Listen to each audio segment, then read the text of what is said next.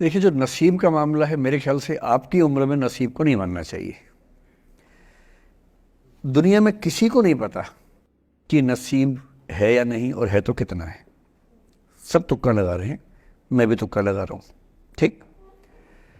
जो हार जाता है ना, उसको तसल्ली देना बहुत ज़रूरी है, वरना वो जी नहीं पाएगा। और पराजित व्यक्ति को तसल्ली देने के लिए सबसे अच्छा शब्द है नसीब, भाग्य, नियति। बहुत ज़रूरी है।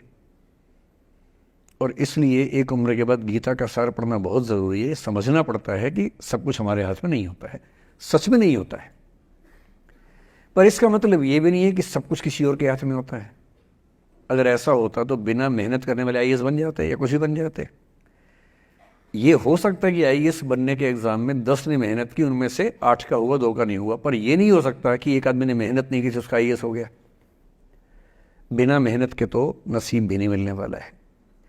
इसलिए ये मान लीजिए कि कुछ ना कुछ चीज़ें हमारे कंट्रोल में नहीं है, लेकिन जितना कंट्रोल में है उस पर पूरी ताकत लगाएंगे, पूरा डिसिप्लिन रखेंगे, तो हम अपनी किस्मत सबसे अच्छी लिख पाएंगे।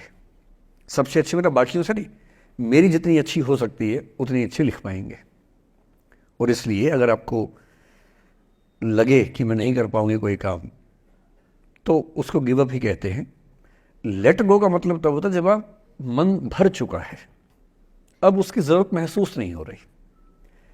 जैसे आईएएस बनने की कोशिश कर रहे हैं, नहीं बन पाए, तैयारी छोड़ दी, गिव अप है। बन गए, नौकरी की, मज़ा नहीं आया, छोड़ दिया, ये लेट गो है।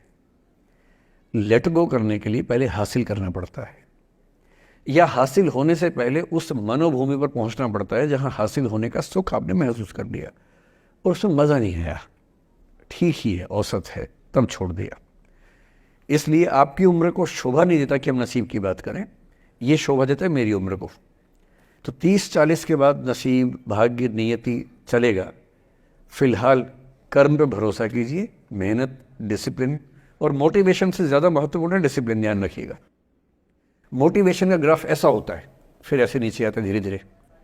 डिसिप्लिन ऐसे रहता है, और डिसिप्लिन वाला व्यक्ति हमेशा मोटिवेशन वाले व्यक्ति से ज़्यादा सफल होगा, ये मान के चलिए। सबसे अच्छा क्या है? Motivation with discipline. तो कोशिश कीजिए कि नसीब पे ना छोड़िए, अपने भरोसे कीजिए। All the best.